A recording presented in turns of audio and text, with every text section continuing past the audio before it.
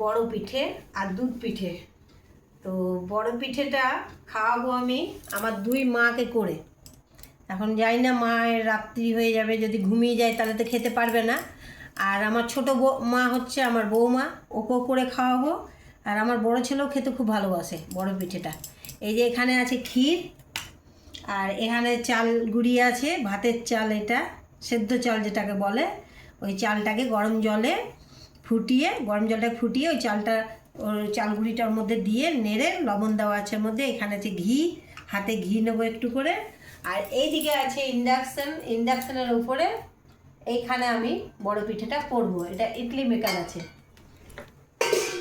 এটা ইডলি মেকার। এই ইডলি মেকারেই আমি পিঠেগুলো করব।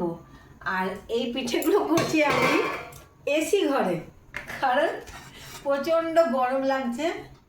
এই যে ইডলি মেকারেই আমি বড় পিঠেগুলো করব। আর আমি করছি এসি ঘরে, কারণ এসি ঘরে করছি, রান্নাঘরে করতে পারলাম না, প্রচণ্ড রান্নাঘরে গরম লাগছে।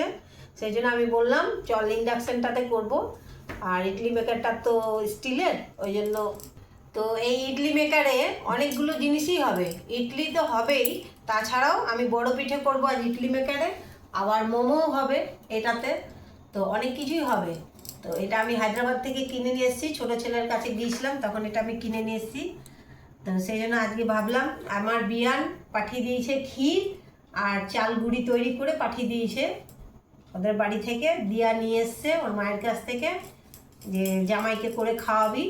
তো আমি আমার বিয়ানের জামাইকে কতটা করে খাওয়াবো আমি জানি না, তবে আমি আমার বৌমার জন্য এটা করছি, ওকে করে খাওয়ানোর জন্য করছি আমি এটা।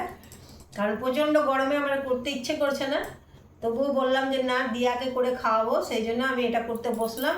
আর এসি ঘরে করছি, কিন্তু দেখি যে এসি চলছে, প্রচণ্ড গরম, ওই জন্য আমি এসি ঘরে করছি। তোমরা কেউ কিছু ভুল কমেন্ট করো না, কারণ গরম বুঝতেই পারছো, আমি গরম সহ্য করতে পারি না। তাহলে কেমন হবে পরে তোমাদেরকে আবার দেখাবো পিঠেগুলো।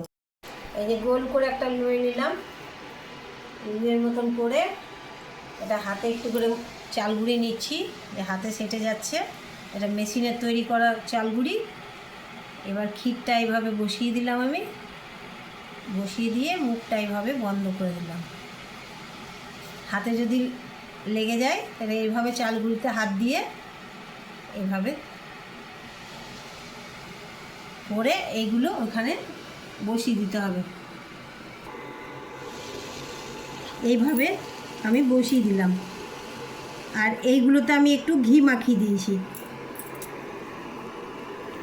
এর তলাতেও দেওয়া আছে, এর উপরেও দিয়ে দিলাম। আর এইগুলোতে সবগুলোতে আমি ঘি মাখিয়ে দিয়েছি। এবার এটা ঢাকা দিয়ে দেবো।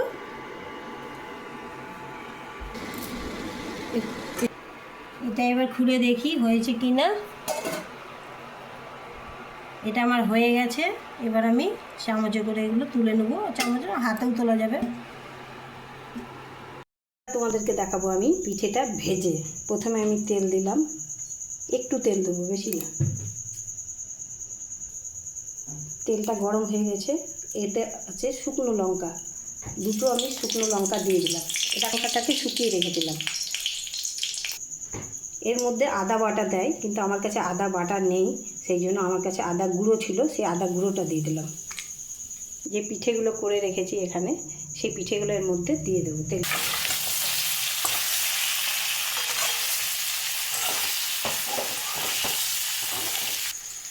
এর মধ্যে আমি একটু লবণ দিয়ে দেবো। এইবার এটাকে আমি ভালো করে ভেজে নেব।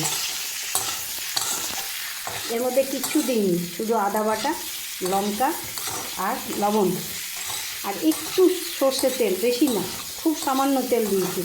এটাকে ভালো করে ভেজে নিলাম, বেশি ভাজবো না। যখন হালকা একটু ভাজা হয়ে গেল, এটা ভাজা হয়ে গেছে আমার, এটা আমি গ্যাস অফ করে দিয়েছি। থালার মধ্যে আমি সাজিয়ে নিয়েছি। এটা গুড় দিয়ে খেতে ভালো লাগে, খেজুর গুড় দিয়ে খাচ্ছি। এটা যে কোনো গুড় দিয়েও খাওয়া যায়, এটা গলা গুড় হলে ভালো হয়, গলা গুড় দিয়ে খাওয়া যায়। এই পিঠেটা এই গলা গুড় দিয়ে এইভাবে লাগিয়ে খেতে হয়। তো চলো আমার ছেলেকে প্রথমে দিই, কি বলে। গুড় লাগিয়ে দিলাম। এবার গুড় লাগিয়ে এটা দিয়াকে খাইয়ে দেখাবো যে কেমন লাগছে খেতে। দিয়া খেয়ে বল কেমন হয়েছে। সুন্দর হয়েছে। দিয়া বললো পিঠেটা সুন্দর হয়েছে, অবশ্যই তোমরাও ঘরে করে দেখবে। আর খুব নরম খেয়ে হয়েছে। দেখবে কেমন হয়েছে। ভীষণ নরম হয়, এই দেখো বুঝতে পারছো হাতে একদম নরম। দিয়াকে আমি খাইয়ে দিচ্ছি, দিয়াই বলছে যে ভালো হয়েছে, ওর জন্যে আমি বিশেষ করে করেছি। তো দিয়া বললো ভালো হয়েছে, খুব সুন্দর হয়েছে। তো তোমরাও বাড়িতে এটা করে খেয়ে দেখো, ভালো হলে দেখবে কেমন লাগছে খেতে, তাহলে বারবার খেতে ইচ্ছে করবে। আর লাইক কমেন্ট শেয়ার করতে ভুলো না।